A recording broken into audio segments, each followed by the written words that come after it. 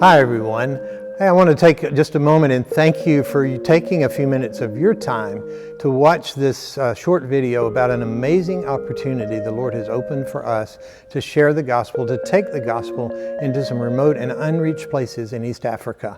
My name is Donald Ragland. I work with Kaleo International Ministries, which is an international missionary organization. We're based in Mexico, but we have a presence in several different nations of the world. And in this season especially, the Lord has given us some amazing opportunities in East Africa, which is what I want to share with you today. Kaleo International, while we are a missionary organization and we do many things in regards to humanitarian efforts, and we operate a refugee center and some other things, but our mission statement is simply to reach, disciple, plant, and send. To reach the lost with the gospel of Jesus Christ, to disciple those who are being saved, to plant authentic Christian community through home groups, life groups, and planting churches in these communities to have a long-term impact in those communities, and then to equip and send those who are called to go out as pastors, as evangelists, and as missionaries to different places in the world. And that has positioned us in East Africa to do what I think is a bit of a unique work because of the opportunities the Lord has given us. So let me focus a little bit on the history of our presence in East Africa. It really goes back to the founding of Kaleo. Even before Kaleo existed as a ministry, the eventual founders of Kaleo, Joshua and Olivia Muse, were working in East Africa and South Sudan in particular, some other nations as well. And then later, as they formed Kaleo International, the Lord took them in some other directions for a while, but always upon their heart was to go back to East Africa and find a way to reach the lost, because that's kind of where their journey had begun in mission work. And so in really 2016, an opportunity opened to begin planting a church in a village in western Kenya called Nambali. And this is with our local Kenyan director. And this is his home village. And soon out of that came an informal Bible study that grew and was very well received. But throughout that first year, it became obvious that to have a long-term impact and credibility and a long-term effectiveness, we needed to formalize that Bible school more and start working through the accreditation process in Kenya with the Department of Education. And so we began that process in 2018, really. By 2019, we had provisional accreditation, which was tremendous blessing and favor. That process normally would take 5-6 years at a minimum, and within 1 year we had a provisional accreditation. Also opening up as a vocational training school.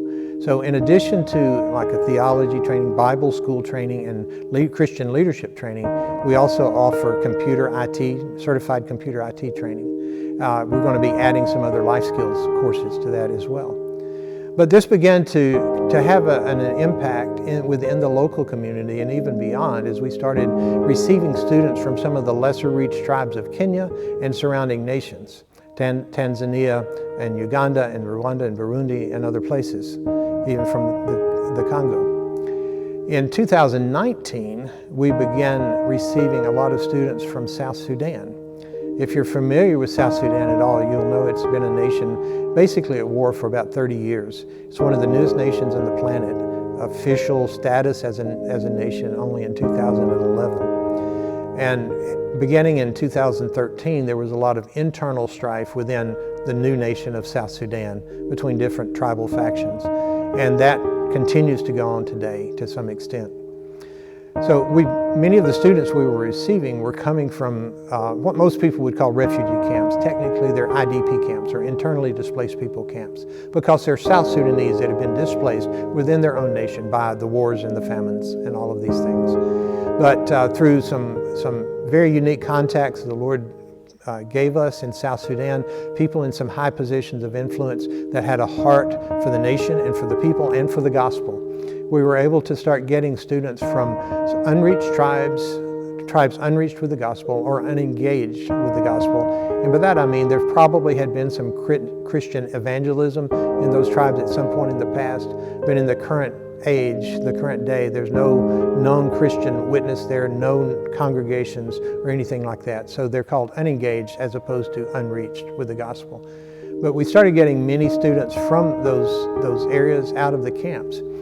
Many of these young men and women are just amazing. They have such a heart to help their people, and they have met Jesus. They've been filled with the power of the Holy Spirit, and for many of them, they have a calling on their life to go back as pastors, evangelists, or missionaries within the nation of South Sudan and take the gospel to these remote areas and unreached people groups.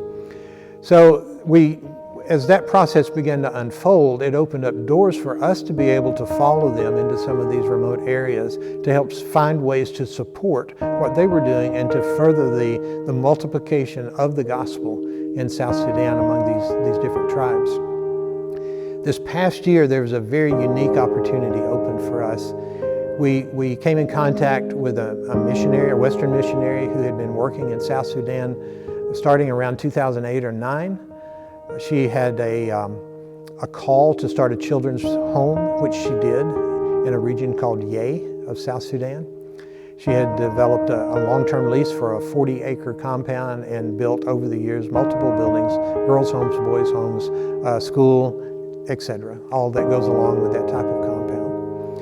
In 2016, she had to evacuate under emergency conditions because the war had closed in literally up on her property, warring factions on either side of her compound shooting at each other. And so she was able to safely move 150 of her children to northern Uganda, where she reestablished her mission work there. When we met her, she basically said, "I've not seen the compound in Yei since we evacuated in 2016. It was in the middle of a war zone. I have no idea what it is like today, but if it can be put back into kingdom use, I would gladly turn it over to you." So we arranged to visit the compound with this missionary in December of last year, and God had amazingly and miraculously protected that compound. Every place around for miles and miles and miles that had been abandoned was ransacked. This compound has about between 25 and 30 buildings on it. All the buildings are intact. The roofs are intact. It needs some work with doors, windows, things like that. But basically, with minimal restoration, this can be put back in use for the kingdom. It's a beautiful 40-acre compound with really good agricultural land for growing crops, and just the possibilities and the potential are endless to use it as a training and preparation center. And so, this is where we are today. We have the long-term lease on this compound. We have been given the favor of the deputy governor of that area, the police commissioner of that area, and the minister of education for the Yei River State to fast-track the development of a Christian training center in this compound in Yei, South Sudan. This has positioned us with a very realistic opportunity and expectation of being able to target and recruit students from these 23 unreached or unengaged people groups that we have identified, to train them and to send them back to their tribes with the gospel, which would mean within 3 or 4 years, we have a very realistic expectation of taking the gospel to every unreached people group in South Sudan. I just think it's super amazing. It's a blessing we were not expecting. It also presents a tremendous need and challenge in front of us. So I hope that this has made sense. I've tried to cover a lot of material in a short period of time, but that's the vision, that's the opportunity before us. If the Lord puts upon your heart to support this through prayer or through giving, it would be greatly appreciated, and we would gladly keep you updated on the process. You can go to our website and just follow the tabs if you feel led to give. Thank you very much, and God bless you.